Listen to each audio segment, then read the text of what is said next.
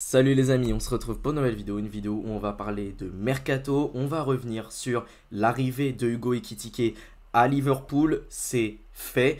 Fabrizio Romano a envoyé le Here We Go, c'est fait, Hugo Ekitike devrait s'engager du côté de Liverpool pour 95 millions d'euros. Francfort est un excellent vendeur, on reviendra sur ce transfert. D'ailleurs, je tiens rapidement à préciser que PSG touche environ 16 millions d'euros dans la transaction, puisqu'il y avait certaines clauses qui avaient été incluses dans la vente d'Hugo Ekitike du côté de Francfort, ce qui fait que le Paris Saint-Germain touche un certain pourcentage à la revente. Donc au final, c'est une très bonne opération également pour le Paris Saint-Germain.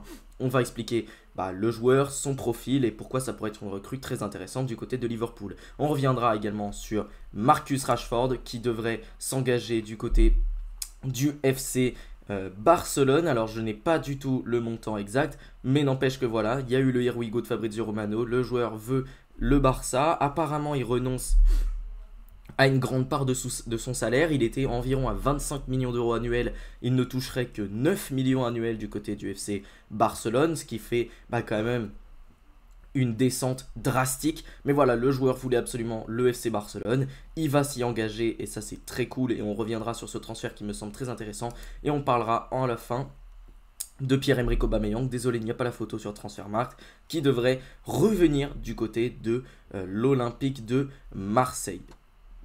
Donc, pour parler de notre première recrue, Hugo Ekitike, on va parler de son profil et de comment ça pourrait bien fonctionner à Liverpool. Mais juste avant, je vous invite à vous abonner à la chaîne, c'est la meilleure chose que vous pouvez faire pour me soutenir. Hugo Ekitike est un joueur de 23 ans, il les a eu assez récemment, il les a eu le 20 juin. C'est un avant-centre français d'1m90 qui malheureusement n'a jamais connu la sélection de l'équipe première, il n'a connu que la sélection espoir.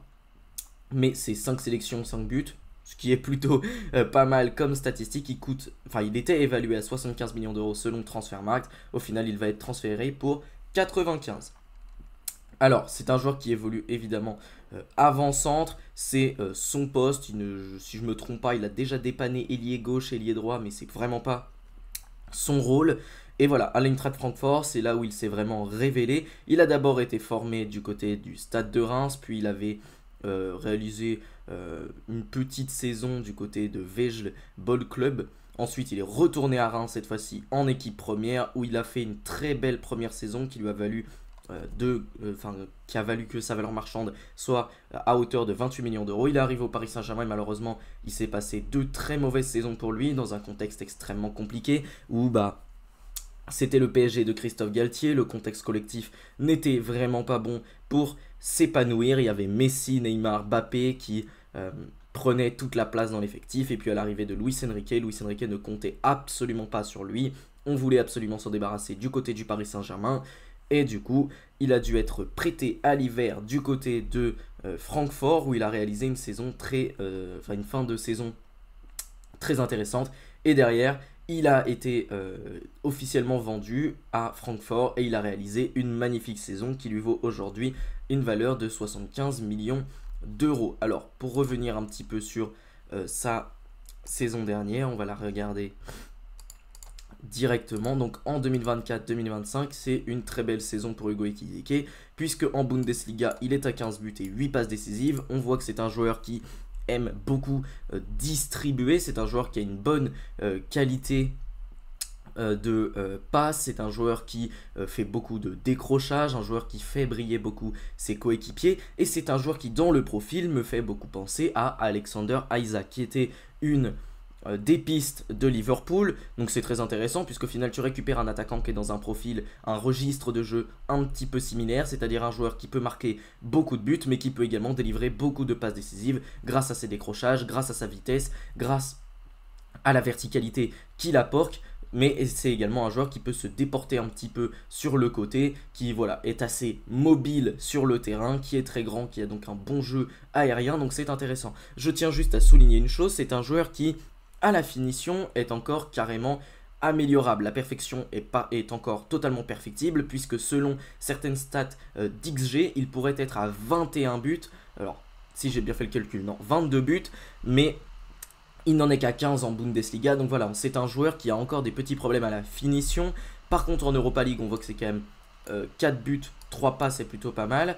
En Pokal, c'est 3 matchs, 3 buts, 1 passe D, c'est plutôt pas mal. Et donc au final, il termine la saison avec 48 matchs, 22 buts et 12 passes décisives, toutes compétitions confondues. C'est des stats très honorables pour un jeune joueur. Maintenant, voilà, c'est vrai que il brille en Bundesliga, à Francfort, il n'a pas du tout l'expérience de la Ligue des Champions. Et la Première Ligue, ça peut être un palier très compliqué à franchir, d'autant plus à Liverpool, où certes, on est une équipe qui joue la transition, une équipe qui aime beaucoup jouer les coups offensifs grâce à des contre-attaques. Là, ça va être quand même assez différent parce que Liverpool, c'est une équipe qui, dans son championnat, quand même domine. Et il y a certains matchs où tu as un peu plus la possession et du coup, tu te retrouves face à des équipes qui peuvent jouer un peu plus bloc bas. Et on sait que les joueurs comme Hugo Ekitike ou comme Alexander Isak, même s'ils sont totalement capables de briller face à ce genre d'équipe, ils sont parfois un petit peu plus en difficulté. C'est plus simple pour eux quand le jeu est ouvert, surtout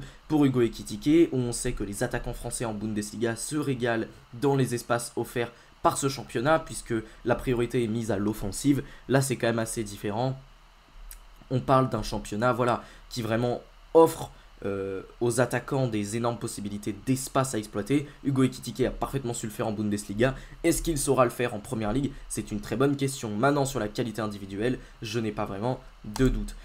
Maintenant, si on regarde un petit peu son indicateur statistique, on voit qu'au niveau des buts hors penalty, il est quand même en sous-performance si on compare à d'autres attaquants comme Ousmane Dembélé en poste d'avant-centre, ainsi que Georges Mikotadze, Matteo Retegui ou encore son ancien coéquipier à Francfort, Omar Marmouche.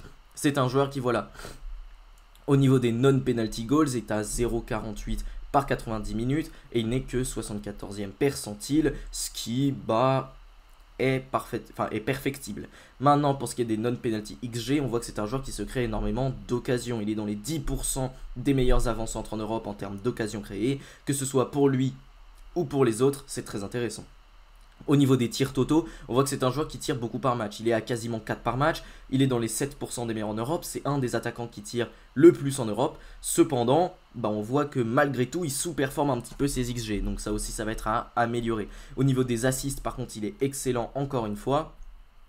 Au niveau des expected assists, il est également très bon, dans les 5% des meilleurs en Europe. Ça pourrait être un des attaquants qui a le plus de passes décisives en Europe et il pourrait en avoir peut-être encore plus sur les saisons à venir, surtout du côté de Liverpool où il pourrait être accompagné offensivement d'un Mohamed Salah ou d'un Florian Wirtz, même des deux probablement, ou encore d'un Cody Gakpo. Ça pourrait être extrêmement intéressant, surtout que j'ai vu certaines propositions de composition avec un Wirtz qui pourrait intégrer qui pourrait avoir un rôle de 10 extrêmement libre, avec un Mohamed Salah qui irait vraiment chercher la profondeur, cette fois-ci vraiment exploiter ses qualités de vitesse, puisqu'on sait que sur le dribble, évidemment Mohamed Salah, on parle quand même d'un excellent dribbleur, mais c'est peut-être un peu moins bien qu'à l'époque, et du coup on pourrait avoir une espèce d'attaque à deux avec du coup Hugo Ekitike et Mohamed Salah qui tourneraient autour, et un Florian Wirtz également qui pourrait tourner autour, mais peut-être dans un rôle un petit peu plus bas. Donc finalement ça pourrait ressembler un petit peu à l'animation de Francfort, ce qui pourrait parfaitement convenir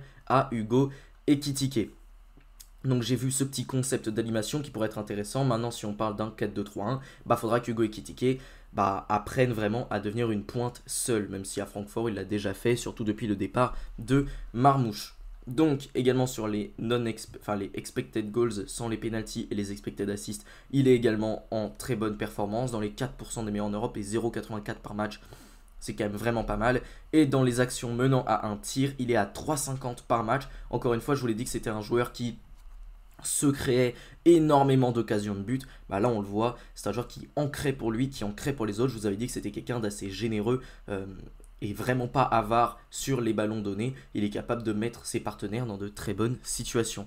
Au niveau des passes tentées, des passes complétées et des passes progressives données, on voit que c'est clairement pas sa qualité. Par contre, c'est un joueur qui, comme je l'ai dit, peut mettre ses coéquipiers dans de bonnes conditions sans forcément donner des passes dans la profondeur. Il décroche, mais c'est quand même quelqu'un qui évolue assez haut sur le terrain. Par contre, dans les progressives carries, donc dans les courses progressives, il est dans les 4% des meilleurs en Europe. Sur le porté de balle, il n'y a absolument rien à dire. On parle d'un joueur qui a une qualité technique, une qualité d'élimination dans le 1 contre 1, une qualité de dribble quand même supérieure.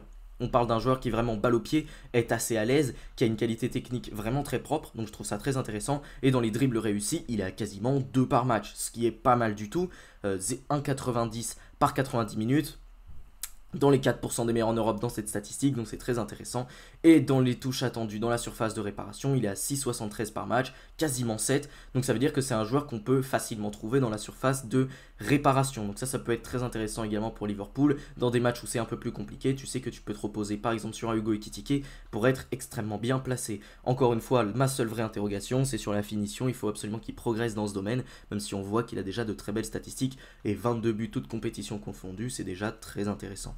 Et dans les passes progressives reçues, comme je vous l'ai dit, c'est un joueur qui prend vraiment la profondeur, qui crée énormément d'espace. Donc soit il porte la balle et il les crée lui-même, soit on lui donne le ballon grâce à ses excellents appels. Et il est à 7,53 passes progressives reçues par 90 minutes. Dans les 9% des meilleurs en Europe, c'est vraiment pas mal.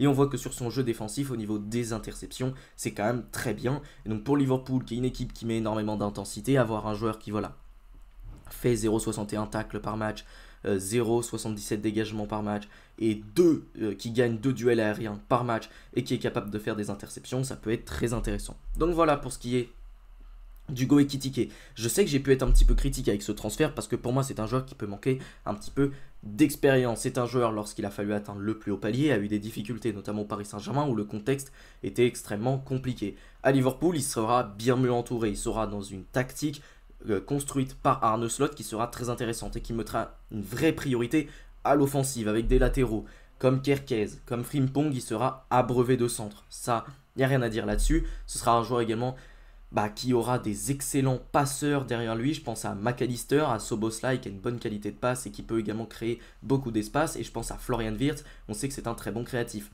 Et un Mohamed Salah également, on sait que c'est quand même le meilleur buteur et le meilleur passeur de la Première Ligue la saison dernière. Donc Hugo Ekitike sera abreuvé de ballons. Comme je vous l'ai dit, ma seule interrogation sera sur sa finition, il faut absolument qu'il progresse.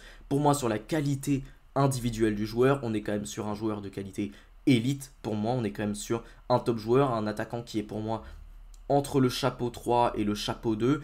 Il lui manque un petit step pour passer dans le chapeau 1 et ça se fera en Ligue des Champions pour moi. S'il parvient à s'adapter à la Première Ligue et à s'adapter à la Ligue des Champions, on aura potentiellement un attaquant tiers 1. Donc je trouve ça très intéressant. Maintenant voilà, c'est quand même un joueur, tu mets 95 millions d'euros dessus, c'est un gros pari. On sait que les attaquants français de Bundesliga, c'est un gros pari. On sait que les attaquants de Francfort, qui plus est, c'est un très gros pari. J'espère pour Liverpool et pour Hugo Ekitike que ça se passera bien. C'est un joueur que j'apprécie personnellement. J'aurais aimé qu'il réussisse au Paris Saint-Germain, malheureusement ça ne l'a pas fait. Du côté de Francfort, j'ai un petit peu suivi sa saison. J'étais très content de voir qu'il performait là-bas et j'espère qu'il saura performer à Liverpool. Mais donc vous voyez mon avis, pour moi c'est une recrue très intéressante avec un profil assez intéressant. On savait qu'Alexander Isak, ce serait extrêmement compliqué à aller chercher, ce serait très cher. En plus, Isak, on y reviendra, mais c'est quand même maintenant, il s'intéresse à l'Arabie Saoudite, à Al Hilal précisément, c'est un petit peu dommage. Mais bon, c'est comme ça, j'espère que finalement c'était une fausse rumeur et qu'il restera à Newcastle. Venons maintenant au cas Marcus Rashford. Alors Marcus Rashford, il est évalué à 50 millions d'euros selon Transfermarkt. On va revenir un petit peu sur sa saison, mais on parle d'un joueur de 27 ans qui en aura 28 au 31 octobre. Joueur anglais, ailier gauche d'1m85, 62 sélections, 17 buts. Donc voilà, on parle d'un joueur d'expérience qui a joué énormément de compétitions, que ce soit avec Manchester United ou avec l'équipe d'Angleterre. Il a joué également une partie de sa saison du côté d'Aston Villa où il avait été assez performant selon moi durant son prêt. C'est un joueur qui a eu de grosses fluctuations en termes de valeur marchande. Il a été évalué à 85 millions d'euros au moment de son pic en 2021 où il avait réalisé une saison absolument exceptionnelle. Malheureusement, en 2022, il y a eu un coup d'arrêt. Mais en 2023, il s'était très bien relancé. Mais voilà, c'est un joueur qui vraiment est assez irrégulier, capable de te sortir des saisons absolument sensationnelles et des saisons de véritables moins bien. Pour moi, ça aurait pu être un concurrent direct à Kylian Mbappé. Au final, on se rend compte que les deux sont peut-être un petit peu décevants, mais on va y revenir. Et pour moi, Marcus Rashford, ça reste un joueur qui a une qualité individuelle assez intéressante. On voit que c'est un joueur qui peut jouer ailier gauche, avant-centre, ailier droit, qui a une grande polyvalence. C'est un joueur qui peut marquer également pas mal de buts. On y reviendra, mais si on regarde un petit peu ses statistiques durant toute sa carrière. On parle d'un joueur qui a joué 297 matchs de Première Ligue, qui a une énorme expérience de ce championnat pour 89 buts et 52 passes décisives, qui a donc 20 000 minutes de jeu dans le championnat. C'est quand même assez énorme. Pour ce qui est de l'Europa League, il est à 42 matchs. Oh, excusez-moi, je me suis trompé. Non, c'est bon, je me suis pas trompé dans la répartition des minutes. Il est à 42 matchs, 14 buts et 9 passes décisives. Ce sont des stats également assez honorables pour un ailier qui peut également jouer avant-centre. On sait qu'il l'a beaucoup fait dans sa carrière et qui peut également jouer ailier droit, je l'ai déjà dit, mais ses postes principaux, c'est surtout l'aile gauche et le poste d'avant-centre. En FA Cup, 39 matchs, 11 buts, 7 passes D. En Ligue des Champions, voilà, on ne va pas revenir sur toutes les compétitions, mais on voit que c'est quand même un joueur qui, en termes de statistiques, est assez performant, est assez en réussite. Donc ça, c'est une très bonne nouvelle. Et donc, sur toute sa carrière, c'est quand même 457 matchs joués. Donc c'est un joueur d'expérience qui pourra intégrer le FC Barcelone. Je vais vous montrer un petit peu ses statistiques sur cette saison. Vous allez me dire qu'elles sont assez faibles, mais moi je les trouve malgré tout intéressantes. Déjà, on peut dire que cette saison, il a joué à énormément de postes différents. Ailier gauche, 21 matchs, 10 matchs en tant qu'avancante, 4 matchs en tant qu'ailier droit, 2 matchs en tant que deuxième attaquant et 2 matchs en tant que milieu offensif. Et donc, du côté de Aston Villa notamment, il a marqué pas mal de buts, il a fait un prêt très intéressant. 4 buts et 6 passes décisives, c'est plutôt pas mal pour un joueur de prêt. En Première Ligue, il est à 6 buts, 4 passes décisives sur la saison 24-25. En Europa League, il est à 1 but, 1 passe décisive avec Manchester United. Mais en Ligue des Champions, il est à 2 passes données. Il a même failli marquer un but absolument monstrueux face au Paris Saint-Germain. Je ne sais pas si vous en rappelez, où il avait fait une action, un exploit individuel absolument énorme. En FA Cup, c'est 2 buts, 1 passe D. Et en EFL, c'est 2 buts, 1 passe D. Donc il est à 11 buts et 9 passes décisives cette saison. La saison précédente, il avait également réalisé une saison intéressante, si j'en ai le souvenir. Si mon PC veut bien actualiser. Alors, il avait été en grande difficulté cette saison-là. Donc je me suis trompé. C'est la saison d'encore avant où il avait été bon.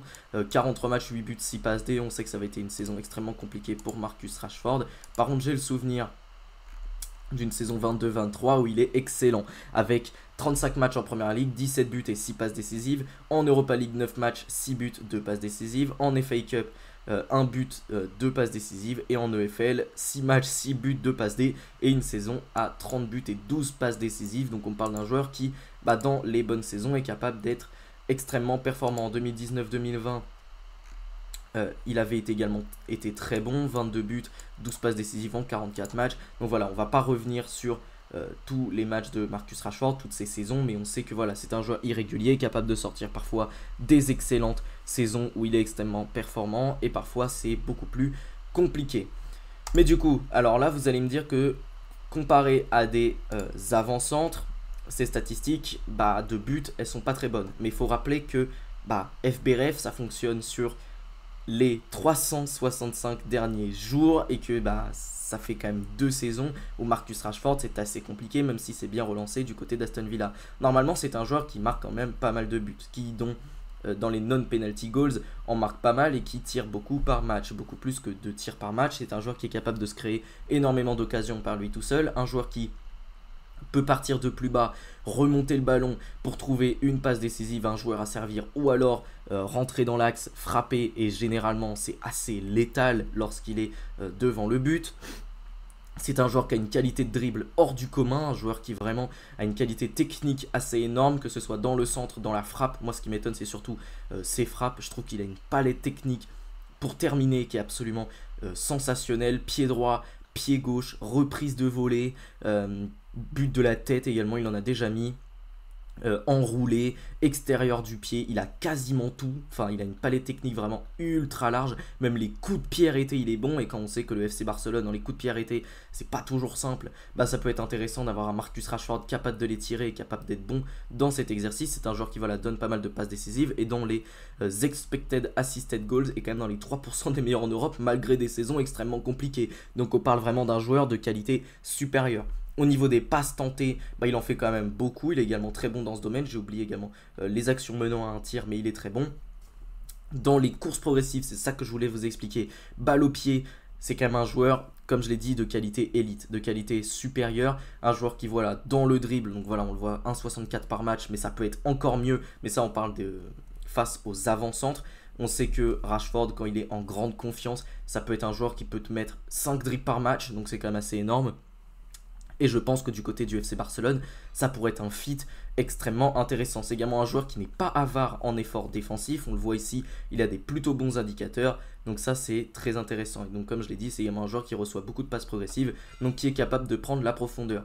Quand on sait que cette équipe du FC Barcelone est une équipe qui utilise énormément la verticalité, qui a un Lamine Yamal pour distribuer de très bons ballons, a également Lewandowski. Alors là, vous allez me dire que c'est un petit peu bizarre, mais pour moi, avec Lewandowski, tu peux également jouer avec un joueur qui te permet des appuis. Et je pense que Marcus Rashford pourrait adorer jouer avec un 9 sur lequel il peut s'appuyer dans certaines phases de jeu. Tu as également un Rafinha. Alors du coup, ma vraie question, ça va être, est-ce que Rafinha jouera numéro 10 ou surtout dans un rôle de deuxième attaquant? Ça peut être quelque chose à suivre. De toute façon, il y aura de la concurrence. Et pour moi, avec Marcus Rashford et Rooney Bargui qui est déjà arrivé, tu as un secteur offensif qui est pour moi vraiment plein, et je pense que Marcus Rashford, avec sa polyvalence, il peut jouer second attaquant, avant-centre, ailier gauche. T'as, si ça marche bien, un potentiel remplaçant à Lewandowski sur les années à venir.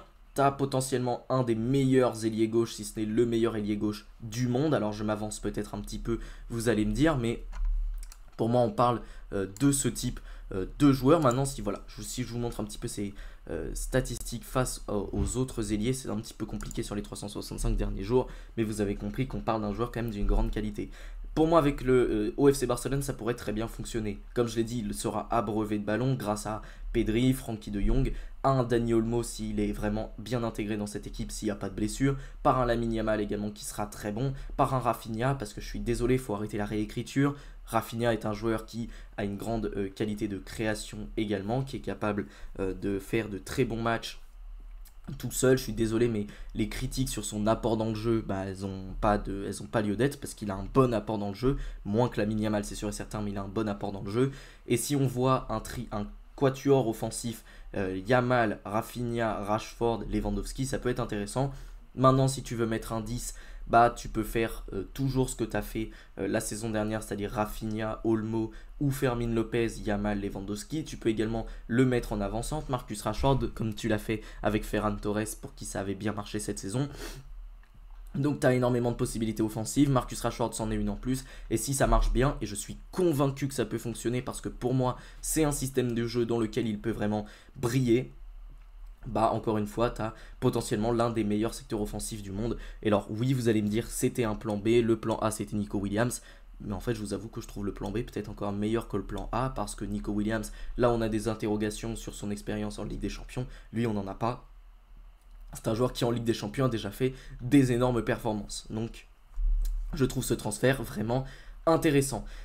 Et on va parler du dernier. Alors lui, il n'est pas encore inscrit du côté de l'Olympique de Marseille, mais on parle de Pierre-Emerick Aubameyang qui pourrait revenir en Ligue 1 en provenance d'Al-Qadsiya, même s'il est marqué comme étant sans club. Sa dernière saison, il l'a réalisé à Al-Qadsiya, où maintenant il est libre de tout contrat. Il est estimé à 3,5 millions d'euros, mais du coup, du côté de l'Olympique Lyonnais, c'est un transfert qui se fera sans indemnité de transfert. Donc ça, c'est intéressant. Tu n'auras payé finalement que les commissions d'agents, les choses comme ça. C'est un joueur de 36 ans, alors vous allez me dire que c'est assez vieux et que l'Olympique de Marseille peut-être voudrait un joueur d'une meilleure qualité. Tu as eu Amine Gouiri qui a fait une très bonne deuxième partie de saison. Maintenant, c'est vrai que Pierre-Emerick Aubameyang, dans un effectif, il peut apporter beaucoup de choses. Personnellement, je trouve que c'est un joueur qui peut apporter beaucoup d'expérience. C'est un joueur qui a déjà fait des grosses performances en championnat. Maintenant, pour ce qui est de la Ligue des Champions, j'ai un doute sur le fait que ce soit lui qui te fasse passer un cap, mais on y reviendra. N'empêche que pour le coup, ça me semble être une pas mauvaise recrue. On parle d'un joueur qui, ok, sur ces dernières années a connu une chute, mais bon, c'est un joueur qui avait déjà 32 ans au moment où il rejoint le FC Barcelone, où il a fait des saisons absolument énormes là-bas. À Chelsea, malheureusement, il n'avait pas été vraiment mis en vue, mais du côté de l'Olympique de Marseille, il avait fait une excellente saison en Ligue 1. On se rappelle également de ses grandes années du côté d'Arsenal, donc voilà. Je voulais un petit peu revenir sur ces statistiques, puisque en Arabie Saoudite, en Saudi Pro League, on parle d'un joueur extrêmement prolifique qui a quand même marqué 21 buts cette saison, toutes compétitions confondues, délivré 3 passes décisives, qui peut jouer avant-centre et ailier droit, mais qui peut également jouer ailier gauche. On l'a beaucoup vu faire du côté de Dortmund ou du côté d'Arsenal, on l'a vu également du côté de Saint-Etienne. Donc voilà, c'est un joueur qui vraiment a une grande palette, comme je le disais pour Marcus Rashford, mais a une grande palette, une grande polyvalence pour les postes offensifs. C'est un joueur qui techniquement, encore une fois, a une qualité vraiment intéressante dans le dribble, dans tout ça. C'est un joueur qui est un excellent finisseur. Alors pour le coup, à 36 ans, il faudra peut-être plus s'attendre à un joueur vraiment excellent à la finition qu'un joueur qui va te créer 10 000 occasions par match. Mais Pierre-Emerick Aubameyang, pour moi, la qualité, il l'a toujours. La vraie question, c'est que ça fait un moment déjà qu'il est du côté de la Saudi Pro League. À voir comment il va se relancer là-bas. Il a quand même, comment il a joué là-bas. Il a fait 2 saisons du côté de la Saoudi. Revenir en Europe après 2 saisons en Saudi Pro League, où on sait que le niveau est quand même beaucoup moins élevé que dans d'autres championnats, même si, bon, il faut dire que Al Hilal nous a bien surpris en Coupe du Monde des clubs, mais je pense que vous avez un petit peu compris ce que je voulais dire. Le niveau est un peu moins élevé que dans les championnats européens. On parle d'un joueur de 36 ans. Alors voilà, on sait que c'est un joueur d'expérience, on sait que c'est un joueur qui a de grandes qualités, on sait que c'est un joueur qui a apporté énormément du côté de l'Olympique de Marseille quand il y était. Maintenant voilà, si tu as envie d'un joueur qui te fait passer un cap, j'ai des gros doutes sur le fait que ce soit Pierre-Emerick Aubameyang.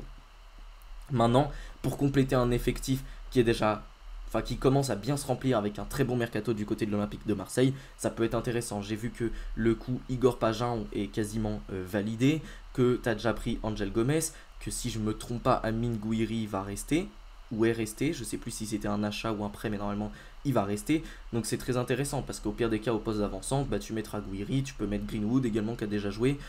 Donc voilà, si Pierre-Emerick Aubameyang ne performe pas, pour moi ce n'est pas une catastrophe parce que tu auras d'autres joueurs sur le banc qui peuvent totalement performer. Tu as également Neal Maupay qui finalement va rester. Donc c'est très intéressant pour cet Olympique de Marseille qui pour moi rajoute un joueur d'expérience. Si ça marche, c'est tant mieux parce que tu as potentiellement un joueur qui peut te mettre, allez, 15, 20 buts en championnat, qui en Ligue des Champions peut performer, il l'a déjà fait par le passé. Un joueur qui, comme je l'ai dit, a de grandes qualités.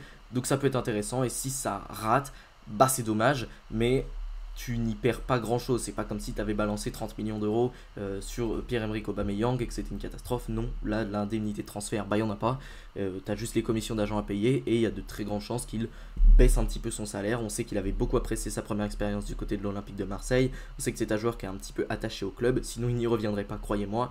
Et du coup, c'est intéressant de voir ça et je pense qu'il pourrait très bien revenir et s'incorporer dans cette équipe de l'OM. Personnellement, j'ai envie d'y croire, c'est un joueur que j'apprécie beaucoup et même si je suis fan parisien et donc que l'OM, c'est un petit peu nos adversaires, c'est quand même cool pour la concurrence, pour la compétitivité de ce championnat, de revoir des joueurs comme Pierre-Emerick Aubameyang qui avait fait de très belles saisons. En plus de ça, pour moi, il sera bien mieux entouré que par le passé où la saison dans laquelle il avait performé du côté de l'Olympique de Marseille avait été très compliquée. Là, il sera bien mieux entouré, il aura beaucoup plus de ballons pour terminer ses occasions alors qu'il avait déjà fait une saison intéressante.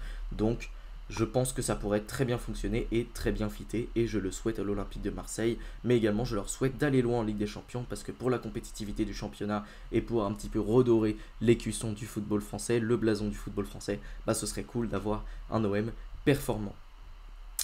Les amis, j'espère que cette vidéo vous aura plu, si c'est le cas, n'hésitez pas à la liker, à la commenter et surtout à vous abonner à la chaîne, c'est la meilleure chose que vous pouvez faire pour me soutenir. Sur ce, salut les amis, à la prochaine.